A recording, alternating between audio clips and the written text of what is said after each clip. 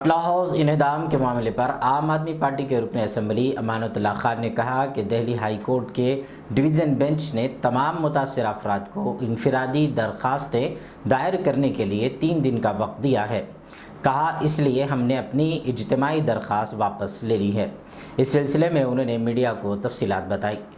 PIL में 3 दिन का आज डिवीज़न बेंच ने टाइम दिया है। जो भी लोग हैं जिनके यहाँ नोटिस लगे हैं, जो इफेक्टेड पार्टीज़ हैं, वो 3 दिन के अंदर सारे के सारे अपनी वो रिट फाइल कर सकते हैं इंडिविजुअल। और हमने जो अपनी PIL है वो विड्रॉ की है इसी कंडीशन पे कि वो सब उसमें अब जाएंगे। लेकिन मेरा कहना ये है कि भाई जिस तरह से DDA का रवैया रहा है, ये पूरे पार्ट को लेकर के जिसने कंटेम्प्ट लगाया था वो भी 279 में आता है। उसको ये कहते हैं कि वो PM उदय का पार्ट है और बाकी PM उदय के पार्ट क्यों नहीं है। जैसे ये कहते हैं कि टोटल 279 जो खसरा है वो 34 बीघे का खसरा है, बाकी इधर चला गया उधर चला गया।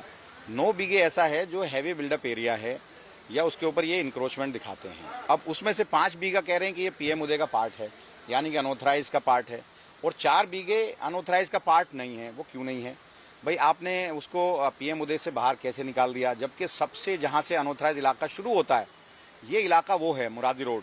उसके बिल्कुल बराबर में बेन बटला हाउस है। मुरादी रोड ऑथराइज में आता है। मुरादी रोड के बिल्कुल जहाँ से स्टार्टिंग होती है वहाँ से अनऑथराइज शुरू होता है। और तकरीबन 71 से 71, 72, 73, 80, 80 से 70 के बाद से लोग वहाँ रह रहे हैं। 50 साल 54 साल वहाँ लोगों को हो गए।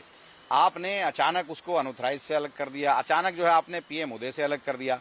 मेरी ये समझ में आता है जो GNCT एक्ट है, GNCT एक्ट में 2014 से लेकर 2026 तक वो एरिया तो वहीं था, वो उसमें कवर्ड क्यों नहीं होता? तो ये जिस तरह से DDA इस पूरे इलाके को डेमोलिशन करना चाहती है वो मेरी समझ से बाहर है। रेखा गुप्ता जी कह रही हैं कोर्ट का ऑर्डर है, लेकिन उनके वकील आकर के यहाँ तोड़ने की बातें करते हैं, यहाँ मुखालफत करते हैं।